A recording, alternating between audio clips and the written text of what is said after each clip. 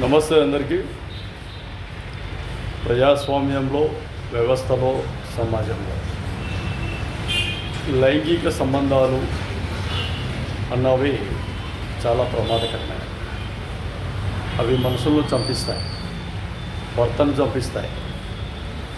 లైంగిక సంబంధాలు ప్రియుడి చేతిలో చాలామంది భర్తలు చనిపోయే విధానం ఈ మధ్యకాలంలో జరుగుతుంది. నిన్న రీసెంట్గా ప్రొద్దుటూరులో ఒక సంఘటన.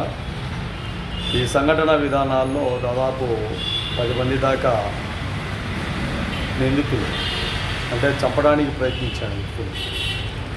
5 లక్షల రూపాయలు 10 లక్షల రూపాయలకు చంపడానికి మాట్లాడుకొని 5 లక్షల రూపాయలు సుపారీ తీసుకొని దాంట్లో రాడ్లు, కత్తులు, పిడిబాకులు ఇవన్నీ ఏర్పాటు చేసుకొని చంపడానికి ప్రయత్నించి చివరికి అందరూ నిందితులంతా దొరికిపోయారు. కాబట్టి ఇలాంటి విధానాల్లో ఎక్కడైనా కానీ లైంగిక సంబంధాలు ఏర్పరచుకుంది మహిళ అంటే వాస్తవ రేఖలుగా భార్యను దండించాల్సిన అవసరం లేదు.